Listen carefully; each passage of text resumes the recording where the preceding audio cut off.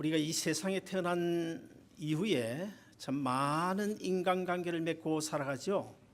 제일 먼저 맺게 되는 관계는 아마도 부모 자식 관계일 것입니다. 그리고 또 친구 간의 관계, 그리고 또 스승과 제자의 관계, 이런 관계가 많이 있고, 또 교회 안에서 성도와 성도의 관계, 그보다 더 중요한 관계가 있다면 바로 하나님의 아들 예수님과 우리의 만남일 것입니다. 우리가 사람으로서 이 세상에 살면서 많은 관계를 맺고 살아가는데 믿고 의지해야 될, 믿고 지켜야 될 도리가 있습니다. 여러 가지 많은 도리가 있겠지만 그 중에서도 가장 중요한 것은 신이라고 생각이 되집니다.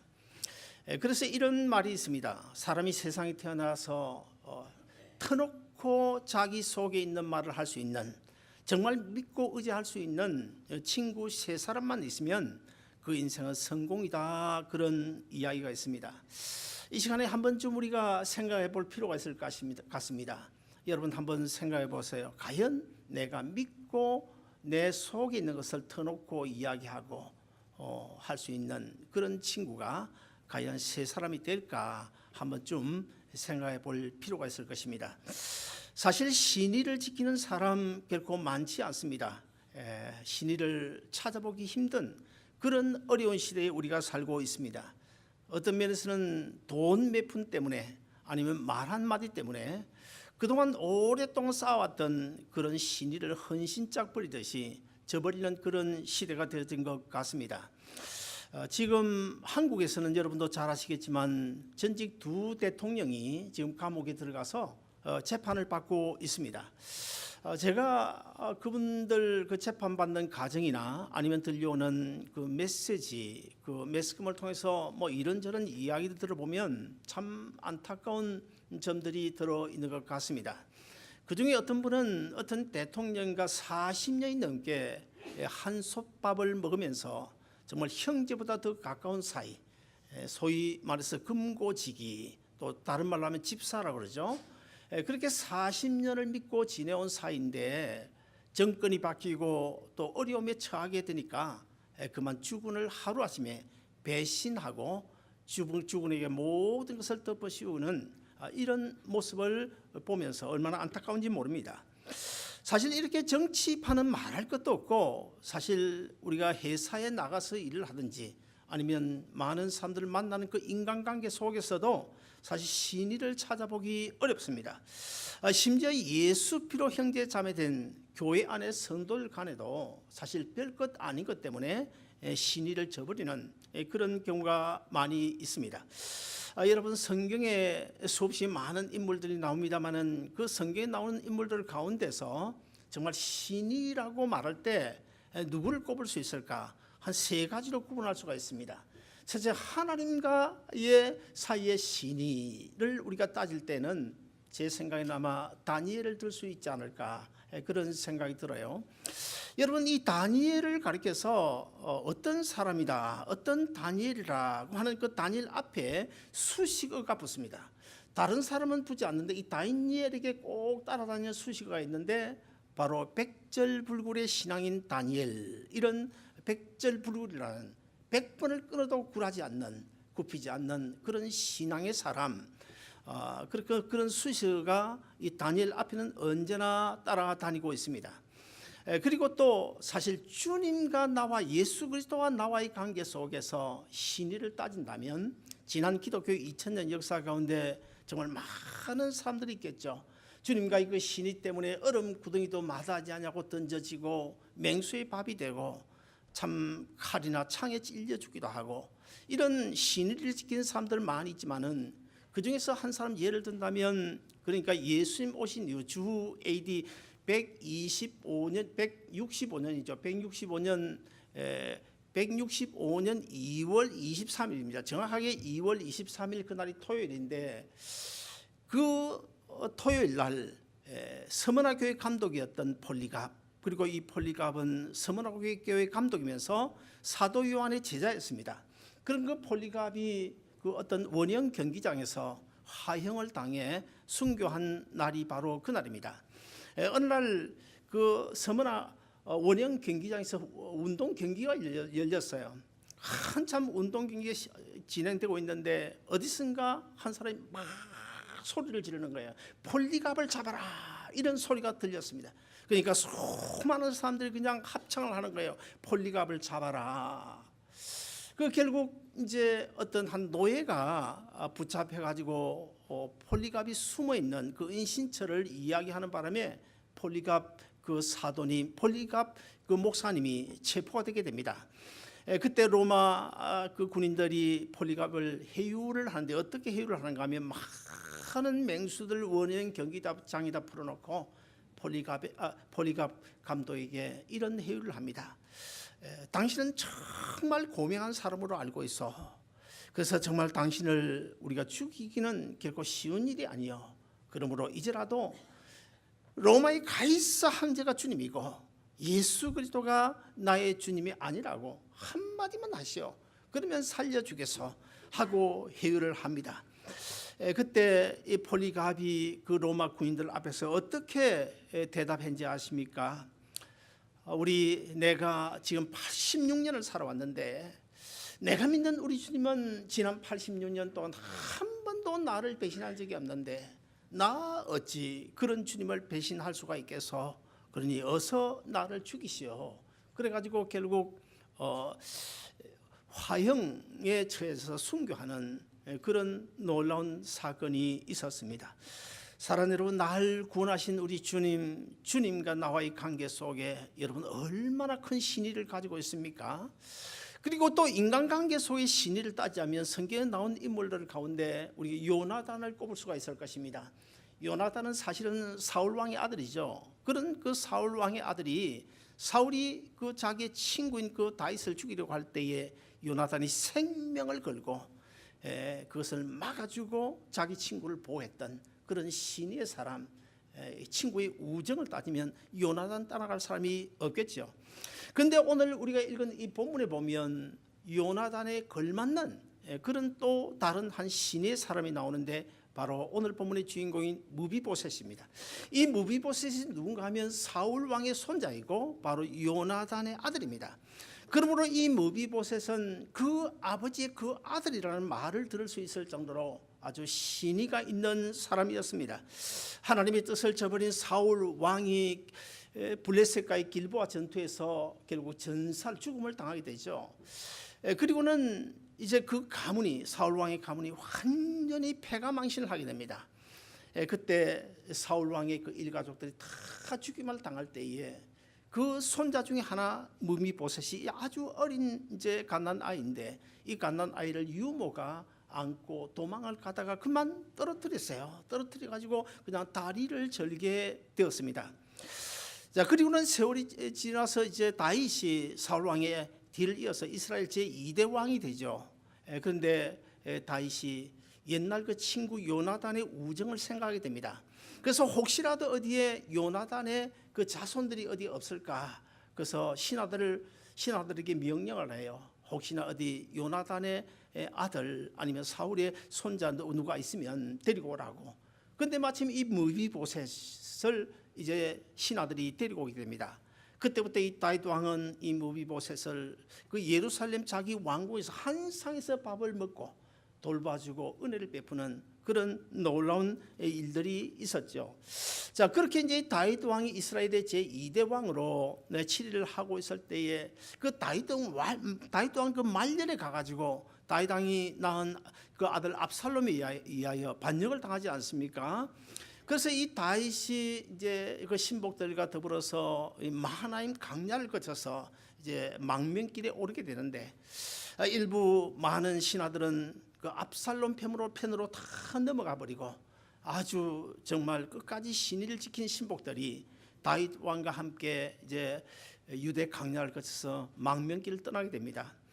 그때 그 소식을 들은 바로 오늘 본문의 주인공이 이 무비보셋도 다윗 왕과 함께 망명길에 오려고 했어요. 그래서 나귀를 준비하고 안장을 준비하고 있는데 이 무비보셋의 종인 시바라는 그 종이 그만 주인을 배신하게 돼요. 배신을 해가지고 그 주인 무비보셋의 재산을 가로채기 위하여 다윗 왕에게 거짓으로 모함을 하게 됩니다. 그래서 결국 이 무비보셋이 다윗 왕이 가는 그 망명길에 함께 동행을 하지 못해요. 그러나 이 무비보셋은 다윗 왕이 망명을 떠난 그날부터 나중에 돌아오는 그날까지 오직 일편단심 다윗 왕이 예루살렘 왕국으로 돌아오기만을 손꼽아 기다리는데 어떤 모습으로 기다리고 있는가 하면 오늘 본문에 보면 옷을 빨아 입질 않아요. 수염을 깎지 않아요. 머리를 감지 않아요. 그리고 발을 씻지 않습니다. 완전히 죄인인 것처럼 나는 다윗 왕 앞에 나의 주군되는 다윗 앞에 나는 죄인이야. 죄인의 그런 심정을 가지고 그 주인인 다윗이 돌아올 때까지 금식하면서 기다리고 있는 그런 아름다운 모습이 오늘 본문에 나오고 있는데 이런 그 무비보셋의 모습을 통해서 우리는 한 세 가지 중요한 교훈을 받을 수가 있습니다. 첫째는 이 무비보셋에게는 다윗 왕이 반드시 돌아올 것이라고 하는 소망이 있었습니다. 여러분 우리가 인생길을 사는 동안에 소망이 없는 사람은 없겠죠. 어떻게든지 내가 비즈니스를 잘해 돈 벌어가지고 좋은 집에 살았으면 좋겠다 이런 소망 누구나 다 가지고 있을 것이고 또 어떤 분들은 나이 들어가면서 건강 문제 어떻게 하면 내가 건강해서 오래 살 수 있을까 제발 건강만 했으면 좋겠다 이런 소망을 가지고 있을 것이고 또 우리 교회 어떤 디모데 선교 회원들은 내 아이 내 자녀 잘 키웠고 제발 공부 좀 잘해가지고 출세했으면 좋겠다 이런 소망 가지지 않은 사람은 어디 있겠습니까? 나름대로 이런 소망 다 가지고 있습니다. 여러분 우리는 그리스도인으로서 이런 소망 반드시 가져야 됩니다. 어떤 소망도 좋습니다. 빌립보서 2장 13절을 보시면 사도 바울이 이런 이야기를 해요. 우리 성도들 향하여 너희가 어떤 소망이든 좋다. 소망을 가져라. 소망을 가지고 하나님 앞에 기도하라. 그러면 이루어 주겠다. 그렇게 말씀하십니다. 근데 그 사도 바울이 하신 그 빌립보서 2장 18절 어떤 소망이라도 좋다. 소망을 가져라. 이 소망의 내용에 대해서는 절대로 제한을 하지 않습니다. 리밋이 없어요. 리밋이 없습니다. 그러나 단 한 가지 소망을 가지되 왜 이런 소망을 가지게 되었는지 이 소망을 가지게 된 목적이 무엇인지 근거가 무엇인지 목적에 대해서는 제한을 가하고 있는데 어떤 제한을 가하고 있습니까? 하나님을 기쁘시게 할 수 있는 목적을 가지고 소망을 가지라는 거예요. 그러므로 우리는 돈 많이 벌고자 하는 거 그거 뭐 나쁘다 그런 이야기 하지 마세요. 저 사람은 너무 뭐 돈 밝힌다 그러지 마세요. 돈 우리가 벌어야 됩니다. 비즈니스 잘해야 됩니다. 자녀도 성공해야 돼요. 몸도 건강해야 됩니다. 그러나 그 목적이 그런 소망을 가지는 목적이 무엇이라는 거예요. 목적이 무엇이고 그 소망을 가지게 된 근거가 무엇인지에 따라서 그 소망이 헛된 소망이 될 수도 있고 그 소망이 정말 영원하고 아름다운 소망이 될 수도 있는 것입니다. 사랑하는 여러분 오늘 본문 24절을 우리 한번 같이 읽어보실까요? 같이 읽습니다. 시작. 사울의 손자 무비보셋이 내려와서 왕을 맞으니 그는 왕이 떠난 날부터 평안히 돌아온 날까지 그의 발을 맵시내지 아니하며 그의 수염을 빨지 아니하였더라. 여러분 저기 24절 한 절 말씀 속에서 제가 가만히 묵상을 해보니까 이 무비보셋은 내 주가 되는 내 주인이 되는 다윗 왕이 반드시 돌아오실 거야.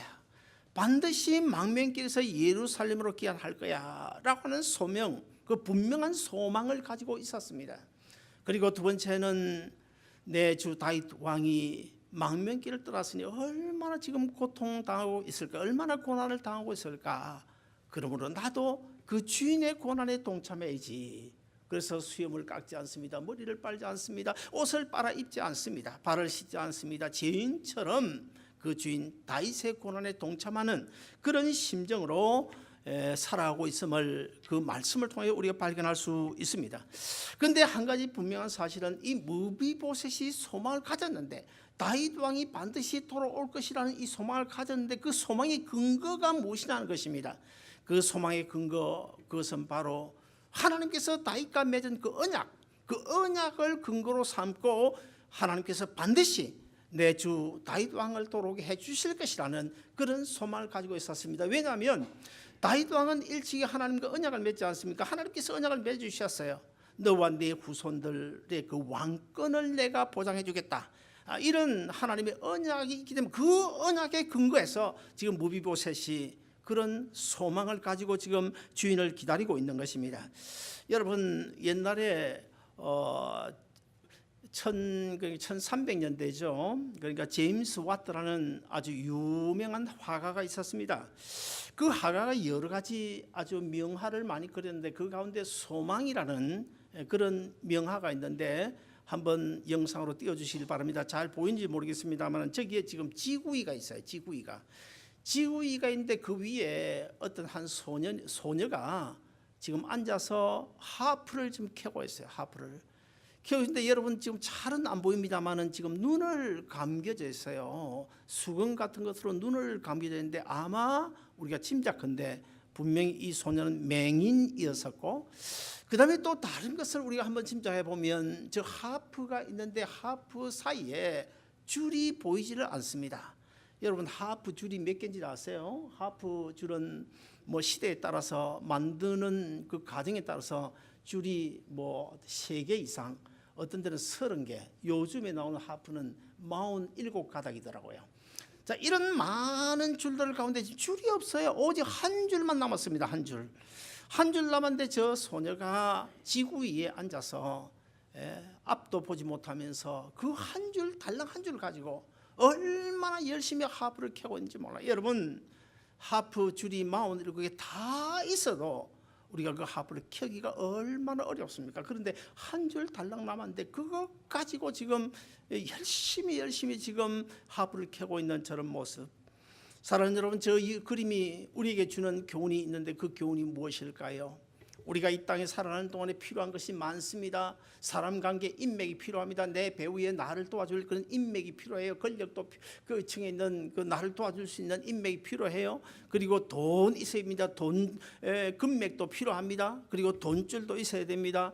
그리고 또 나와 관계를 맺고 있는 그런 많은 사람들이 주위에 있어야 내가 힘들고 어려울 때 도움을 받을 수가 있어요.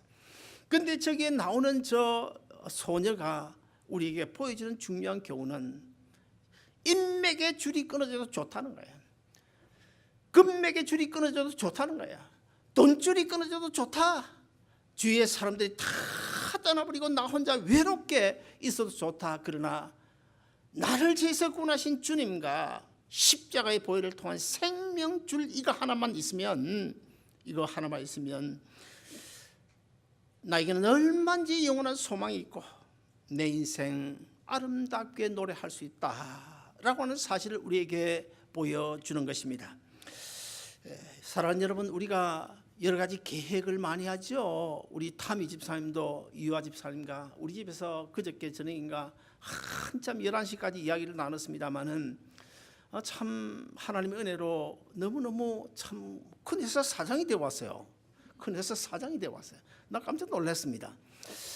하나님께서 도와주셔서 여기까지 오셨는데, 여기까지 오신 것 중요하지만 이제부터 또 하나님께서 도와주셔야 되는데, 그러기 위해서는 어떻게 할까요? 많은 계획을 세울 겁니다. 또 부부가 손 맞잡고 하나님 앞에 기도할 것입니다. 그럴 때 우리 하나님께서 배우에 도와주셔야 되는데, 우리 한상훈 집사님도 마찬가지죠. 이게 이제 어머니 옆에 오셨는데 앞으로 뭐 이거저거 계획이 있지 않겠습니까? 기도의 제목도 있고. 그러나 배우의 기도에 후원자들이 많으니까 저는 분명히 잘 될 줄로 믿고요. 사랑하는 여러분, 우리가 계획하는 일, 내 기도의 제목과 소원이 정말 그 소원의 목적이, 소망의 목적이 하나님을 기쁘시게 하는 것이라고 한다면 반드시 이루어지실 줄로 믿고, 오늘 본문의 주인공인 무비보셋처럼 끝까지 소망을 가지고 살아가는 여러분 되시기를 주의 이름으로 축원드립니다. 그리고 두 번째, 오늘 본문에 보시면 무비보셋은 끝까지 다윗의 고난에 동참했다는 거예요. 다윗 왕이 망명길을 떠난 이후에 예루살렘의 형편은 사실 말이 아니었습니다. 그렇지 않습니까? 그 일례를 들어서 보면 그 아들 압살롬이 얼마나 악한 사람인지, 그 아버지의 후궁들 10명을 백주대낮에 그 왕궁 옥상에서 겁탈하는, 강간을 하는 이런 못된 짓을 저지르지 않았습니까? 그리고 아버지 다윗을 따르던 그 신하들 가운데 고분 말 듣지 않는 사람은 아마 다 처형을 했을 것이고, 그러므로 그 시대는 정말 흉흉한 그런 시대였을 것입니다. 그런 시대 가운데 사실 이 무비보셋도 다윗 왕의 총애를 받은 사람이기 때문에 사실 당당하게 살아가기가 얼마나 힘들고 어렵겠어요. 그럼에도 불구하고 이 무비보셋은 내 주 다윗 왕은 나보다 지금 더 어려운 상황에 처해 있는데 내가 내 주인 다윗의 고난에 동참해야지. 그래서 끝까지 머리도 감지 않고 수염도 깎지 않냐고 발도 씻지 않냐고 죄인처럼 그렇게 그 주인 다윗의 고난에 동참했다는 거예요. 사랑하는 여러분, 오늘 우리도 이 무비보셋을 통해서 주님께서 남겨놓으신 고난에 우리가 동참할 수 있어야 됩니다. 우리 주님께서는 분명히 우리에게 말씀하셨어요. 자기의 몸된 이 교회에 남은 고난이 있다고. 그 고난이 무엇일까요? 우리가 그 고난은 꼭 복음을 전하다가 매를 맞거나 순교하는 그런 것을 이야기하지 않고 우리 예수 믿는 것 때문에 어려움을 당하는 것, 고되고 힘든 것, 이런 것들이 바로 주님께서 남겨놓으신 고난이라 생각하고 우리가 끝까지 무비보셋처럼 주님의 고난에 동참하는 여러분 모두 되시기를 주의 이름으로 축원드립니다. 마지막 세 번째로 무비보셋은 재물보다 더 귀한 것이 신이라고 하는 사실을 깨달았습니다. 다윗 왕이 망명길에서 돌아오게 되자 이 무비보셋이 예루살렘 왕궁으로 다윗을 찾아가게 됩니다. 다윗을 찾아가서 그동안 내가 다윗 왕이 망명길을 떠날 때에 따라가지 못한 그 이유가 무엇인지를 오늘 본문 26절 27절을 통하여 우리에게 분명히 밝혀주고 있는데 같이 한번 읽어보시겠습니다. 시작. 대답하되 내 주 왕이여, 왕의 종인 나는 다리를 절므로 내 나귀의 안장을 지어 그 위에 타고 왕과 함께 가려 하였더니 내 종이 나를 속이고 종인 나를 내 주 왕께 모함하였나이다. 내 주 왕께서는 하나님의 사자와 같으시니 처분대로 하옵소서. 여러분, 자, 시바는 주인 되는 그 무비보셋의 재산을 가로차기 위하여 그 주인을 배신하고 모함을 해서 다윗에게 거짓말로 고해 바친 결과 결국 무비보셋이 다윗 왕의 망명길에 따라가지 못했습니다. 자, 이런 자초지정을 들은 다윗 왕이 오늘 우리로서는 정말 이해가 되지 않는 그런 처분을 내리고 있는데 어떤 처분을 내립니까? 다윗 왕이 이 무비보셋에게 너가 가진 모든 재산을 내 종인 시바와 나누라. 정말 이해가 되지 않죠? 하나의 난해 구절입니다. 자, 그때 이 무비보셋이 어떤 반응을 보입니까? 나는 사울 왕의 손자로서 사실 주 왕에 대하면 원수나 같은 존재 아닙니까? 그럼에도 불구하고 나를 주인께서 찾으시고 나를 참 개보다 못한 나를 주인의 상에서 같이 먹고 마실 수 있는 그런 놀라운 은혜를 베풀어 주셨는데 그런 주인께서 망명길을 떠나다가 이렇게 무사히 돌아오셨는데 바치고 뭐고 그 땅이 뭐 내게 무슨 소용이 있습니까? 그거 다 없어도 돼요. 그러니까 그 재산 밭 다 그 시바에게 주세요. 나는 주인이 무사하게 돌아온 것 그것만으로 저는 만족합니다. 여러분, 어쩌면 이것이 우리 주님의 모습이 아닐까요? 그리스도인다운 모습이 아닐까요? 그렇다고 한다면 이 시간 우리는 두 가지 중요한 문제를 따져봐야 됩니다. 첫째 하나는 무비보셋과 우리의 신앙의 차이점은 무엇일까? 무비보셋은 내 인생에서 가장 필요하고 가장 중요한 삶의 우선순위가 무엇인지를 알았다는 거예요. 그런데 우리는 어떻습니까? 우리는 주님과의 관계는 바르다고 하더라도 주님과의 관계 바르다 하더라도 자꾸만 다른 데 눈을 돌리잖아요.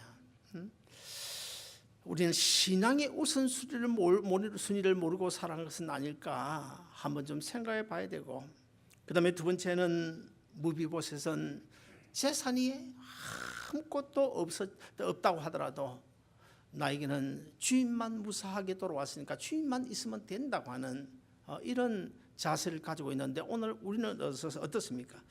우리 주님과의 관계가 회복된다고 하더라도 나는 돈 없으면 못 살아, 나는 집 없으면 못 살아, 나는 직장 없으면 못 살아, 재물 없으면 죽는다고 하는 그런 생각 가지고 살아가는 것은 아닐까, 우리가 한번 오늘 말씀을 통하여 깊이 생각해 봐야 될 것입니다. 사랑하는 여러분, 여러분은 무비보셋 같은 그런 소망을 가지고 살아가십니까?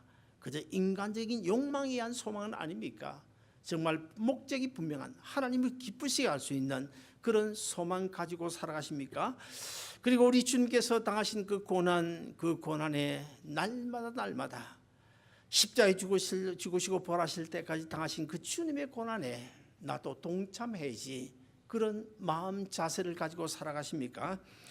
그리고 또 세상의 그 별것 아닌 그 물질 매품 때문에 혹시나 주님을 배신하지는 않는가? 돈 몇 푼 때문에 주의를 팔아먹고 돈 몇 푼 때문에 예배를 무시하고 그런 삶을 살아가고 있지 않는지를 우리는 한번 좀 생각해 봐야 될 것입니다. 이제 말씀의 결론을 맺습니다. 우리는 이 땅에 남은 인생길이 얼마 될지 몰라요. 10년이 될지 20년이 될지 얼마 될지 몰라요. 저는 우리 아름다운 동사교회 이 자리에 계신 여러분 모두가 정말 어여시 주님 앞에 바로 설 수 있어야 되겠네, 당당하게 바로 설 수 있어야 되겠는데, 정말 여러분 주님 앞에 바로 섰을 때에 무비보셋처럼 당당하게 자신 있게 믿음으로 고백할 수 있나요? 아무쪼록 오늘 본문의 주인공처럼 무비보셋처럼 우리는 우리 주님을 기쁘시게 할 수 있는 그런 소망을 가지고 주님을 위해서라면 좀 힘들고 어려워도 고통을 당해도 참고 견디면서 신앙의 우선순위를 바로 알고 하나님과 바른 관계에 맺어 하나님이 주시는 은혜와 복을 받으면서 힘있게 능력있게 살아가는 여러분 모두 되시기를 주님의 이름으로 축원드립니다. 기도하겠습니다.